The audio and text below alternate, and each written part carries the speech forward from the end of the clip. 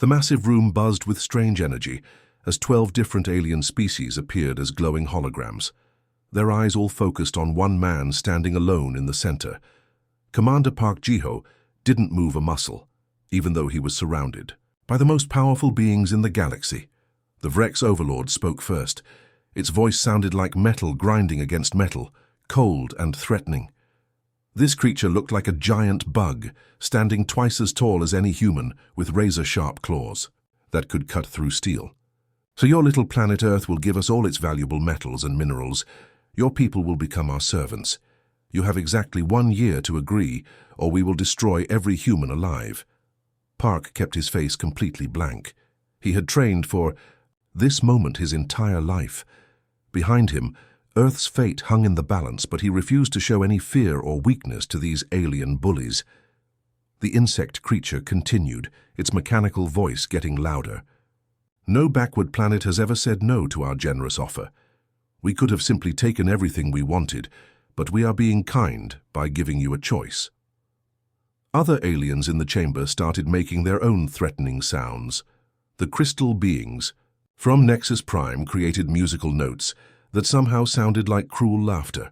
These creatures looked like living diamonds, beautiful but deadly, their bodies reflecting light in hypnotic patterns.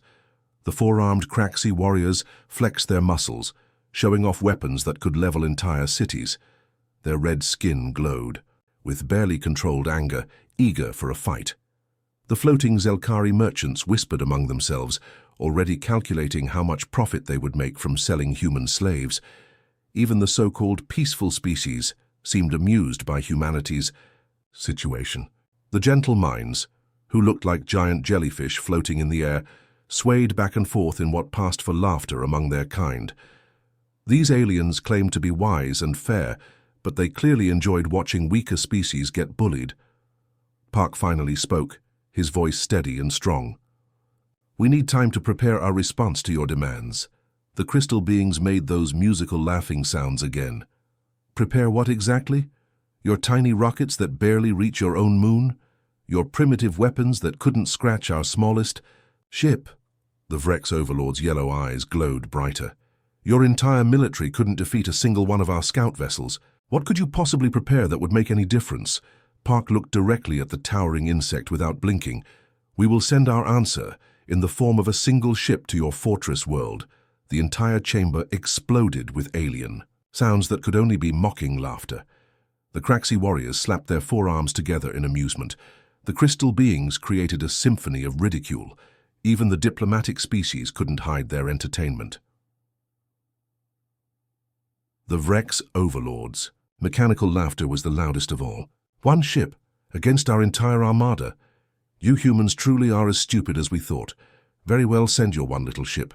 We will enjoy watching it explode before it even reaches our outer defenses."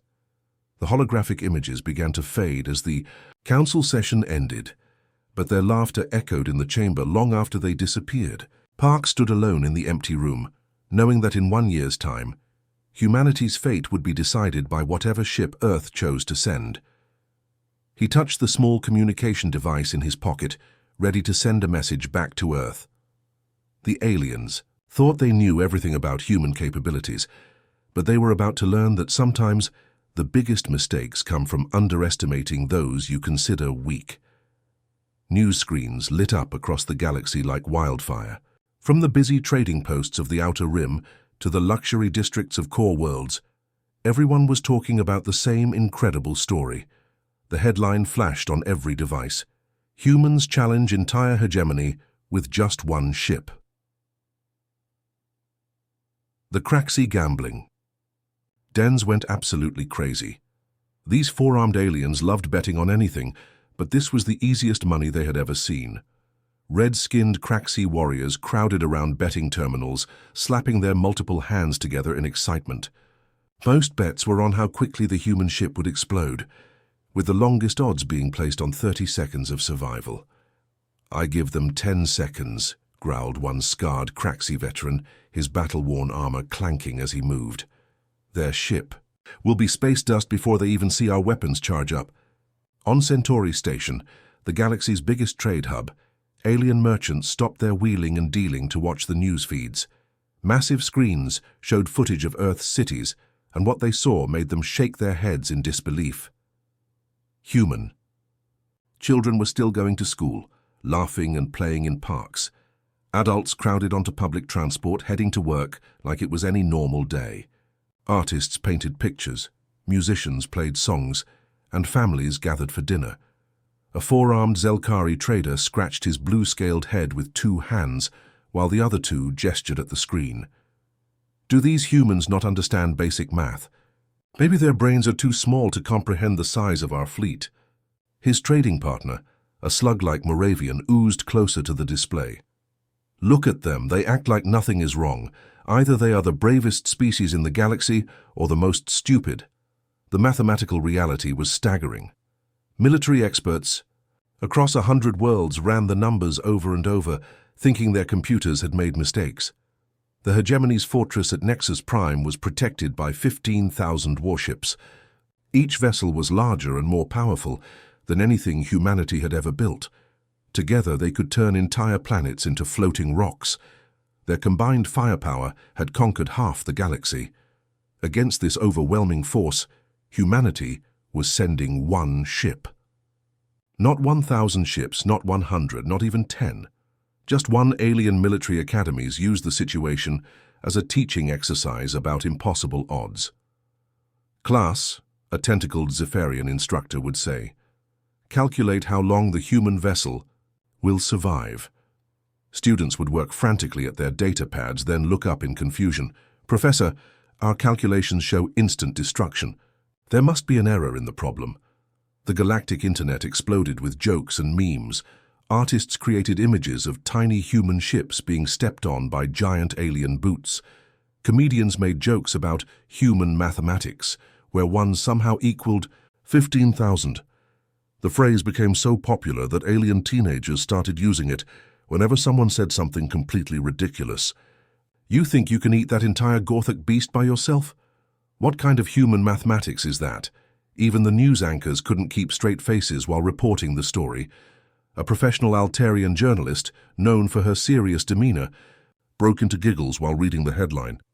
In related news, the humans have also announced plans to drain the ocean with a single bucket and climb Mount Everest wearing flip-flops.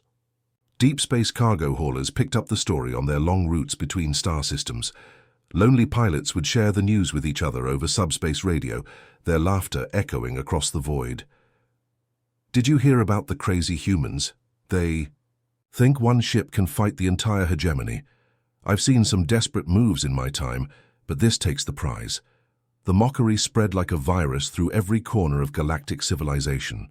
In alien bars, patrons would raise their drinks and toast to human courage and alien stupidity. The joke was so universal that even species who had never met humans before understood the punchline. But somewhere in the back of a few alien minds, a tiny voice whispered a question that nobody wanted to ask out loud. What if they know something we don't? The crowds at Lunar Orbital Station had never been this large or this quiet. Millions of people pressed against the viewing windows, their faces reflecting both pride and terror. President Lee Minji stepped up to the podium, her voice steady despite the weight of humanity's future resting on her shoulders. My fellow humans, she began. Her words instantly transmitted to every colony ship drifting between the stars, every mining station on distant asteroids, every research outpost exploring the galaxy's edge. Today marks the day we give our answer to those who demand we bow down and surrender our freedom. Behind her, the ship Defiance hung in the docking bay like a sleeping giant. To most observers, it looked disappointingly ordinary, about the size of a heavy military cruiser, with clean lines and standard hull plating. Nothing about its appearance suggested it could challenge the most powerful empire in galactic history. Families in the crowd held their children closer. Workers who had spent years building this vessel wiped tears from their eyes. Veterans of Earth's small wars against space pirates stood at attention, remembering fallen comrades who would never see this moment. Captain Kim Dong-yun will carry more than our response to the hegemony's threats, President Lee continued, her voice growing stronger. He carries our hopes, our dreams, and our refusal to accept slavery as our destiny. Captain Kim stepped forward and saluted with military precision. His weathered face told the story of a man who had spent decades protecting human shipping lanes from raiders and pirates. Scars on his hands spoke of close combat in the cramped corridors of damaged ships. His crew trusted him completely, which made the secrecy surrounding this mission even harder to bear. The 200 crew members standing behind him represented the best humanity had to offer. Engineers who could fix anything with spare parts and determination. Pilots who could thread a needle while traveling faster than light.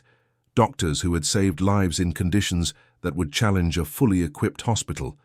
Each one had been carefully chosen not just for their incredible skills, but for something even rarer, their ability to keep Earth's greatest secret.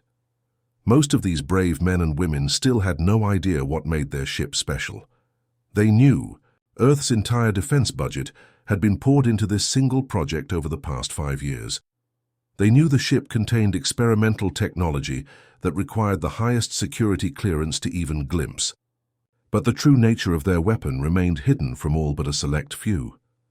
Dr. Yu Sulgi stood in the ship's engineering section, her fingers dancing across control panels that would have baffled the galaxy's greatest scientists. The quantum resonance chambers behind her hummed with barely contained power that seemed to bend reality around their curved surfaces.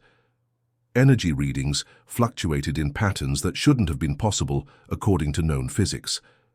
She had helped design these systems from scratch, working 18-hour days for 3 years straight. The mathematics alone had driven 2 brilliant physicists to nervous breakdowns. The engineering challenges had required inventing entirely new manufacturing techniques, but somehow, impossibly, it all worked. The countdown began echoing through the station. 10 minutes to departure. All non-essential personnel clear the docking bay. President Lee's voice carried one final message to the assembled crowd. Some will call us crazy for sending one ship against 15,000. They don't understand that sometimes the size of your weapon matters less than the size of your heart. Today, we prove that humanity will never surrender its freedom, no matter the odds. Captain Kim boarded his ship, followed by his crew. The massive docking bay doors began to slide open, revealing the star-filled darkness of space beyond.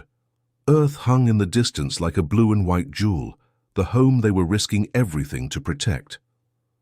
The Defiance powered up its engines, preparing to carry humanity's fate into the unknown. Behind them, an entire species held its breath and prayed that their faith in human ingenuity hadn't been misplaced. The Defiance had been traveling through the strange, twisted reality of hyperspace for 3 long weeks. In the ship's mess hall, crew members ate their meals and wondered what made their vessel so special.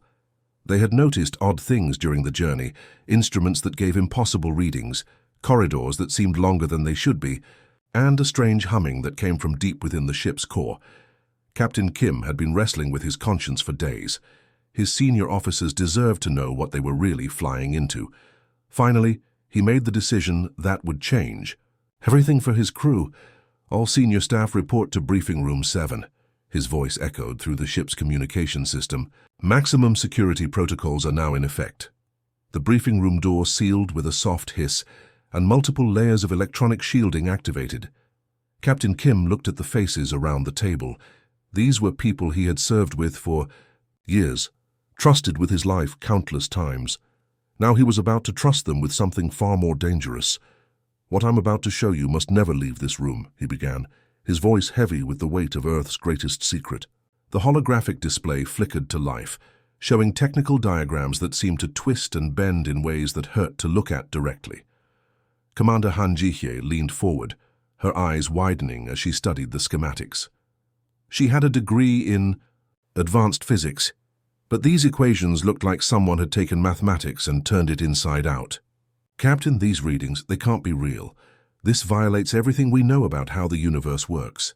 Dr. Yu stepped up to the display, her fingers tracing patterns in the air as she manipulated the hologram. "The Defiance isn't just a warship," she explained quietly. "It's humanity's greatest scientific breakthrough. We call it a quantum consciousness drive." Lieutenant Park Min-ho, the ship's navigation officer, scratched his head in confusion. Ma'am, I've never heard of anything like that. What exactly does it do? The doctor took a deep breath before answering. It allows our ship to exist in multiple versions of reality at the same time. Imagine if every possible outcome of every situation existed simultaneously, and we could simply choose which one we wanted to experience. The room fell completely silent, except for the soft humming of the ship's mysterious engines. Chief Engineer Lee Seojin spoke first, his voice barely above a whisper. Are you saying we can pick and choose what happens to us? In simple terms, yes, Dr. Yu nodded. If an enemy fires at us, we can select the reality where their shot missed. If they try to surround us, we can exist in the version of space where we're somewhere else entirely. The ship becomes untouchable because we can always choose not to be in the reality where we get hurt. Commander Han's military training kicked in, and she immediately saw the implications. This would make us invincible in battle. No weapon could touch us if we can simply decide it never hit us in the first place. Lieutenant Shin Woo-jin, the weapons officer, had been quiet during the explanation, but now his face showed deep concern. There's something you're not telling us, isn't there? Power like this doesn't come free. Captain Kim and Dr. Yu exchanged a meaningful look. The captain's shoulders seemed to sag under an invisible weight. You're right, Lieutenant. There is a cost, and it's complicated. Every time we use the drive, Dr. Yu explained carefully, we create ripples across multiple realities. We're essentially forcing the universe to bend around our choices. The more we use it, the more unstable space-time becomes around us. The Chief Medical Officer, Dr. Choi Ji-on, spoke up with worry in her voice. What does that mean for us, for our crew? We don't know yet, Dr. Yu admitted. The technology is so new that we're basically test pilots for something that could rewrite the laws of physics. We might emerge from this mission as heroes who saved humanity, or we might discover that we've paid a price that can't be measured in normal terms. The briefing room remained silent for several long minutes as each officer processed what they had learned. They had volunteered to fight impossible odds, but now they understood they were carrying something that could change the very nature of reality itself. Lieutenant Shin finally broke the silence. So we're not just fighting for Earth's freedom. We're gambling with the fundamental structure of the universe. Captain Kim nodded solemnly. That's exactly what we're doing. The question is, are you still with me? One by one, every officer in the room nodded their agreement. They had come too far to turn back now. The Defiance burst back into normal space with a flash of light that quickly faded into the cosmic darkness. Captain Kim gripped his command chair as the ship's sensors came alive, painting a picture that would have made any sane military commander turn around and flee. My God, whispered Commander Han, her voice barely audible as she stared at the tactical display. The screen showed dots representing enemy ships, so many dots that they looked like a swarm of angry insects surrounding their prey. 15,000 warships stretched across space in formation so perfect they looked like geometric art. The smallest vessels were twice the size of Earth's largest battleships. The biggest ones were floating cities of death, their hulls bristling with enough weapons to crack planets in half. Captain Kim felt his mouth go dry as he studied the massive fleet. Each ship represented years of advanced alien engineering and centuries of military experience. Together they formed the most powerful armada ever assembled in galactic history. Sir, reported Ensign Cho Hyon from her sensor station, her young voice trembling slightly. I'm detecting Craxi dreadnoughts, Zelkari battle cruisers, Vex crystalline destroyers, and, dear Lord, sir, there's even a Nexus Prime world ship in the formation. The world ship was a nightmare of alien technology, an artificial planet converted into a weapon of mass destruction. Its surface crawled with massive gun emplacements, each one capable of reducing Earth's moon to space dust. It hung in the center of the formation like a malevolent steel god, its dark surface reflecting the light of nearby stars. Commander Han pointed to different sections of the tactical display. Look at this formation, Captain. They've arranged themselves in a perfect sphere around the entire system. No matter which way we approach, we'll be caught in crossfire from at least 3,000 ships. The crew watched in fascination and terror as alien patrol ships moved between the larger vessels like schools of deadly fish. Fighter squadrons practiced attack runs on imaginary targets. Massive supply ships ferried ammunition and fuel between. The warships, preparing for what everyone expected to be the shortest battle in galactic history. "Range to the nearest enemy vessel?" Captain Kim asked, his voice steady despite the impossible odds. 2 million kilometers and closing, sir," Ensign Cho replied. Then her voice changed, confusion replacing fear. "Sir, something strange is happening. Their targeting computers are active. I can detect the scanning beams, but they can't seem to lock onto us." Lieutenant Park Min-ho looked up from his navigation console with a puzzled expression. "Captain, I'm showing multiple contacts on their sensors. It's like they're seeing dozens of different versions of our ship in different locations." Kim nodded, feeling a strange mixture of relief and dread. Dr. Yu's quantum consciousness drive was already working, operating at its lowest power setting. The Defiance was existing in multiple probability states simultaneously, making it appear as a ghost ship that flickered in and out of reality. To the alien sensors, the human vessel was there and not there at the same time. Their targeting computers kept trying to lock onto the ship, only to have it vanish and reappear somewhere else a split second later. It was like trying to grab smoke with bare hands. Admiral Korath's flagship dominated the center of the formation, a kilometer-long monster that looked like someone had taken a city and turned it into a weapon. Plasma cannons the size of skyscrapers jutted from its hull, while missile pods containing enough firepower to sterilize continents lined its flanks. The alien admiral was probably sitting in his command center right now, laughing at the foolish humans who had sent one tiny ship against his invincible armada. His weapons officers were likely placing bets on whether the human vessel would surrender or try to run away. "Sir," Commander Han said quietly, "they're not even pointing their main guns at us. Look at the formation. They've got their backs. Turned to us like we're not even worth the effort." It was true. The massive alien ships continued their patrol patterns, their crews probably going about their normal duties. A few smaller vessels had turned to observe the human ship, but mostly out of curiosity, rather than concern. Captain Kim studied the arrogant display of alien superiority and felt something cold settle in his stomach. In a few minutes, these aliens would learn that sometimes the biggest mistake you can make is underestimating your enemy. "All stations prepare for combat," he announced over the ship's intercom. "Remember, we're not just fighting for ourselves.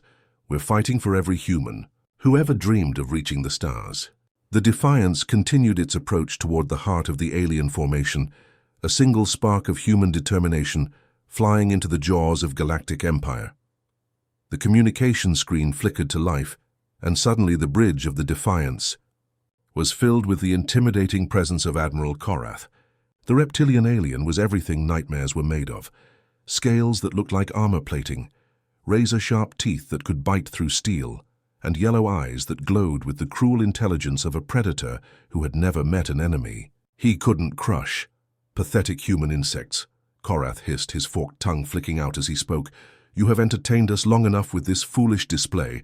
I will give you one chance to surrender before I turn your little ship into space dust." The alien admiral's massive form dominated the screen. Behind him, the crew of his flagship moved with military precision, their own reptilian features twisted with amusement at the humans' desperate situation. Battle scars covered Korath's thick hide, telling the story of hundreds of conquered worlds and defeated enemies. Captain Kim stepped forward, his human form looking tiny compared to the towering alien commander, but his voice carried the strength of every person who had ever refused to bow down to a bully. "Admiral Korath, I come bearing a message from the people of Earth." The alien's laughter was a sound like grinding metal, mixed with the hiss of escaping steam. "A message from you weaklings? This should be amusing." Kim's expression remained perfectly calm, even though he was staring into the face of the galaxy's most feared military commander. "The hegemony will immediately withdraw all forces from human space and formally recognize Earth's independence. Then return. We will consider not taking action against your empire." The bridge of Korath's flagship erupted in alien sounds that could only be described as hysterical laughter. Reptilian officers slapped their clawed hands against their control panels, their yellow eyes streaming with tears of amusement. The admiral himself laughed so hard that his massive body shook like an earthquake. Consequences? Korath wheezed between fits of laughter. You dare threaten me? I have destroyed entire star systems. I have crushed rebellions that lasted for decades. And you think one tiny ship can threaten the might of the hegemony? The alien commander's amusement quickly turned to cold rage. His yellow eyes narrowed to glowing slits as he turned to his weapons officer, a smaller reptilian creature covered in ceremonial battle scars. End this comedy. Destroy them now. The flagship's main plasma cannon was a weapon of unimaginable power. It was the size of a city block, designed to crack the crust of rebellious planets and turn space stations into clouds of superheated gas. Energy readings spiked across the alien ship as the massive weapon charged up, drawing power from 3 separate fusion reactors. Captain Kim watched the cannon swivel toward his ship with the slow, inevitable movement of approaching doom. The weapon's barrel glowed brighter and brighter until it looked like a captive star preparing to unleash its fury. All crew, brace for quantum shift, Dr. Yu's voice echoed calmly through the ship's speakers. The plasma beam that erupted from Korath's flagship could have melted through the armor of 100 battleships. It streaked across space in a line of pure destruction, carrying enough energy to vaporize anything in its path. It struck absolutely nothing. Dr. Yu's voice remained perfectly steady as she reported over the intercom. Quantum shift successful. Captain. For exactly 2.3 seconds we existed in a parallel reality where the Admiral's weapon never fired. The energy beam passed through the space we would have occupied in normal reality. On the alien flagship's bridge, confusion replaced cruel amusement. Admiral Korath stared at his tactical display, his reptilian brain struggling to process what had just happened. His sensors clearly showed that the weapon had fired. His crew had witnessed the massive energy discharge. But somehow, impossibly, the human ship remained completely undamaged. Impossible! Korath roared, his voice shaking with rage and disbelief. No ship can survive a direct hit from our main cannon. Fire again. This time, 50 alien warships opened fire simultaneously. The space around the Defiance lit up like a miniature star as plasma beams, particle cannons, and fusion missiles converged on the small human vessel. The combined firepower was enough to reduce an entire moon to glowing particles. The crew of the Defiance watched in fascination as the deadly light show approached their ship. Then, like a mirage shimmering in desert heat, their vessel seemed to flicker and bend. The devastating barrage passed harmlessly through empty space, striking nothing but vacuum. Admiral Korath's yellow eyes bulged with shock and growing fear. In 300 years of military service, he had never seen anything like this. The humans weren't using shields or armor. Their ship simply wasn't there when the weapons fired, then reappeared a moment later, as if nothing had happened. For the first time in his long career of conquest, the galaxy's most feared admiral felt the cold touch of genuine terror. Admiral Korath's reptilian face twisted with desperate fury as he realized his enemy was using technology beyond his understanding. His clawed hands slammed down on his command console, crushing the metal beneath his grip. "All ships, all weapons, fire everything," he screamed into his communications system. "I don't care if you have to ram them, destroy that human ship now." Across the massive alien fleet, 15,000 warships received the ultimate combat order. This was the hegemony's final protocol, reserved only for threats that could destroy entire civilizations. Every captain, every weapons officer, every gunner turned their attention to the single human vessel, floating impossibly in their midst. The space around Nexus Prime lit up like the birth of a new star. Plasma cannons that could melt asteroids charged to full power. Missile launchers loaded with planet-killing warheads swiveled toward their target. Energy weapons that had conquered 1,000 worlds hummed with barely contained destruction. Captain Kim stood calmly on his bridge as death approached from every direction. Around him, his crew worked with the focused intensity of people who knew they were about to make history. The tactical display showed weapons signatures so powerful that the computer had trouble calculating the combined destructive force. "Dr. You," Kim said quietly, his voice cutting through the tension like a blade. "Full power." In the ship's engineering section, Dr. Yu's hands danced across controls that bent the laws of physics. The quantum consciousness drive had been running at minimal power until now, barely affecting local reality. But what she was about to do would rewrite the fundamental rules of cause and effect across an entire star system. "Activating quantum consciousness drive at maximum capacity," she announced, her voice steady despite the magnitude of what she was unleashing. Reality manipulation field expanding to encompass the entire enemy fleet. The Defiance began to glow with an energy that had no name in any alien language. Space itself seemed to bend around the small human ship as it reached into parallel dimensions and alternate timelines, selecting the reality it preferred from infinite possibilities. What happened next broke every rule of warfare that had ever been written. 15,000 alien weapons fired simultaneously, creating a web of destruction that should have vaporized anything caught within it. But instead of streaking toward the human ship, something impossible occurred. The weapons began firing backward through time. Plasma beams that had just been launched suddenly appeared inside the ships that had fired them, as if they had somehow traveled in reverse through the fourth dimension. A Craxi dreadnought's main cannon erupted from its own engine room, the beam having somehow originated from its destination and worked backward to its source. Missile squadrons watched in horror as their own warheads materialized inside their launch tubes and exploded, having somehow completed their journey before they had even been fired. The mathematical impossibility of it made alien computers crash as they tried to process events that violated the basic principles of linear time. Commander Han watched the tactical display with the calm professionalism of a career military officer, even though she was witnessing something that rewrote everything she knew about warfare. "Captain, 30% of their fleet is now disabled by their own weapons. The temporal feedback is precisely calculated. Every shot is designed to damage, but not destroy." The alien ships found themselves caught in a web of their own creation. Energy beams curved through impossible angles, striking the vessels that had fired them. Fusion torpedoes completed their journeys by exploding inside the ships that had launched them. The most powerful military force in galactic history was being defeated by its own weapons, guided by mathematics that shouldn't exist. On his flagship's bridge, Admiral Korath stared in absolute terror as his own plasma cannons beam emerged from his ship's reactor core. The massive energy discharge had somehow traveled backward through the vessel's structure, appearing at its destination before it had left its origin point. "This is impossible!" he screamed, his yellow eyes wide with fear. "Physics doesn't work. This way." Across the galaxy, emergency news broadcasts tried to describe what billions of viewers were witnessing.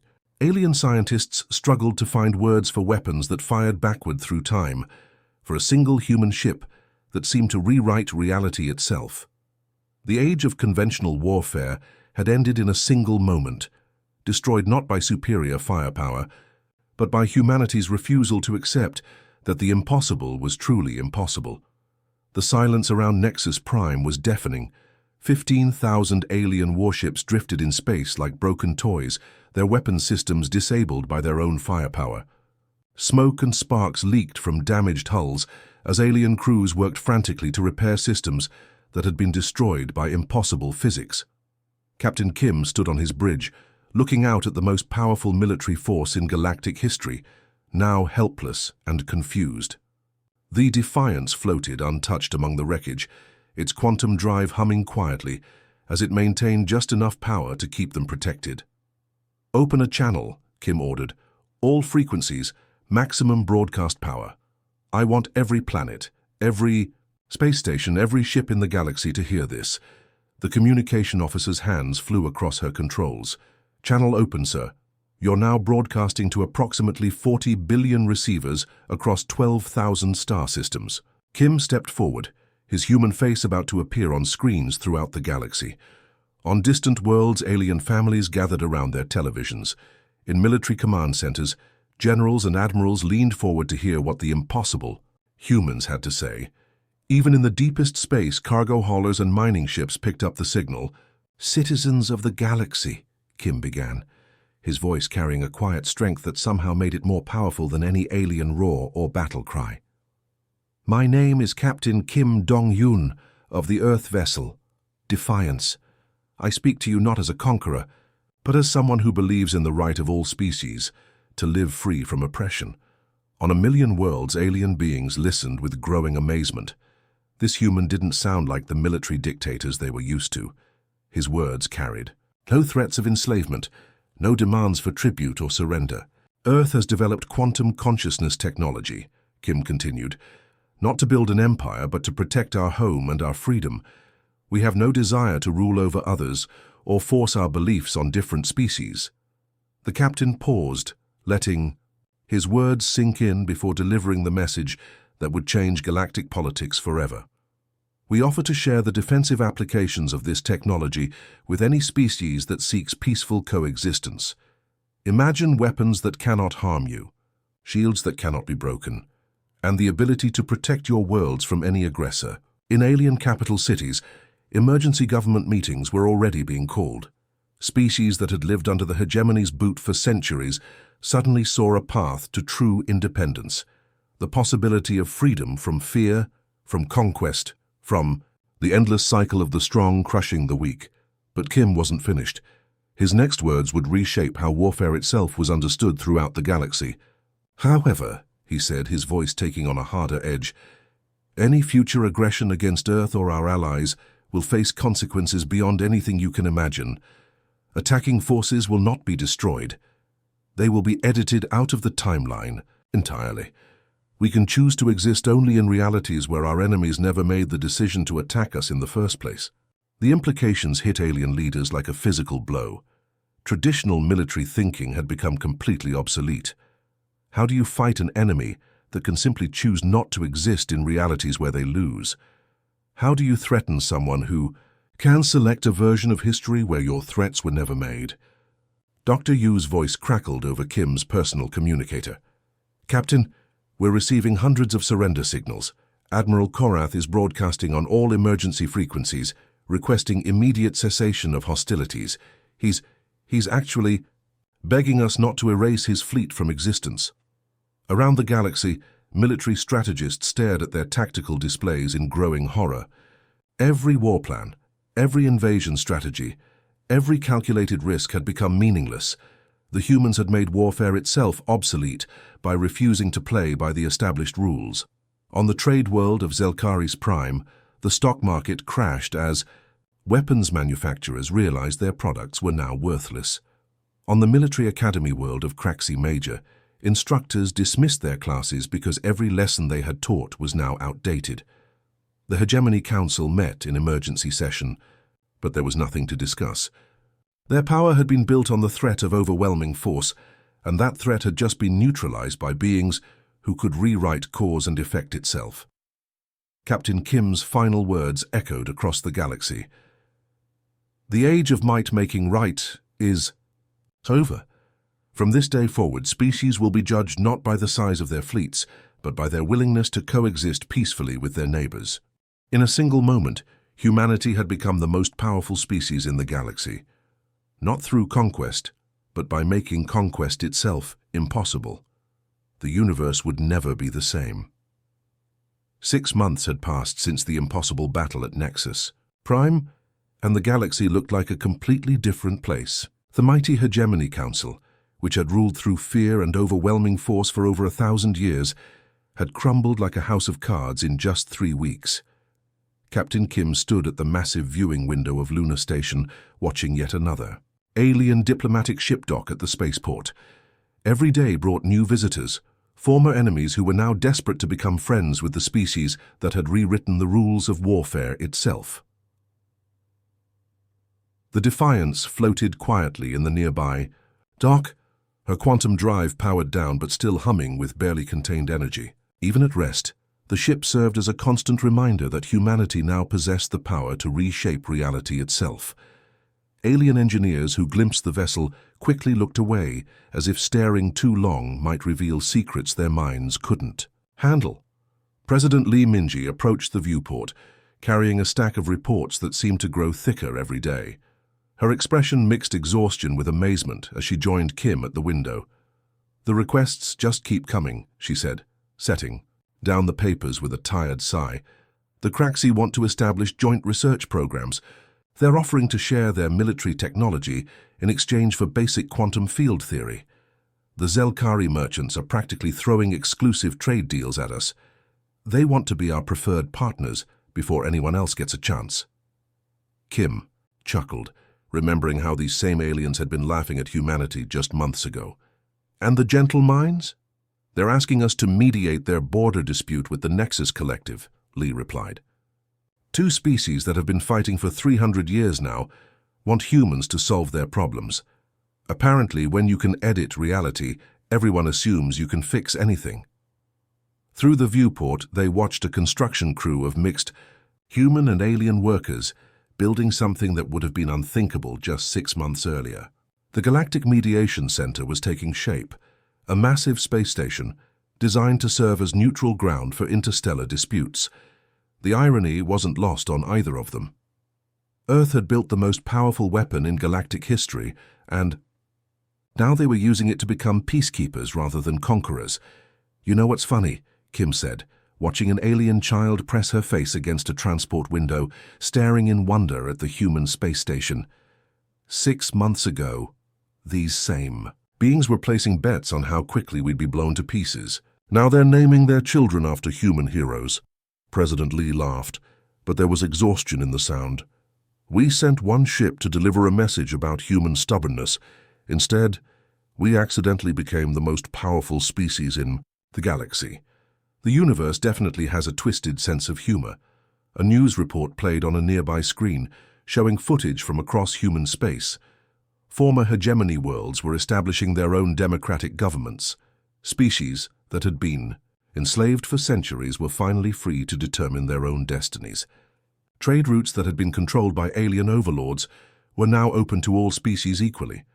But the most dramatic change was in how conflicts were resolved. Wars that had raged for decades suddenly ended when both sides realized that humanity might intervene. The mere possibility that humans could edit aggressive species out of existence had made military conquest a thing of the past. Look at that. Lee pointed to another section of the construction site where human and alien engineers worked side by side on technologies that combined quantum consciousness theory with traditional alien science. We're not just keeping the peace, we're actually helping them build a better future. Kim nodded, thinking about the crew members who had served with him on that historic mission. Most of them had returned to Earth as heroes, but some had stayed to help establish humanity's new diplomatic corps. They were writing the rulebook for how to use ultimate power responsibly. The Defiance shifted slightly in her dock as maintenance crews performed routine checks on her quantum systems. The ship that had left Earth alone and uncertain had returned, carrying the seeds of a new galactic civilization. Sometimes, Kim mused, watching another alien delegation arrive, when everyone tells you something is impossible, the best response is to prove them wrong by existing in a reality where it isn't. The future stretched out before them, full of possibilities that no one had dared to imagine before one human ship had chosen to rewrite the fundamental laws of warfare itself.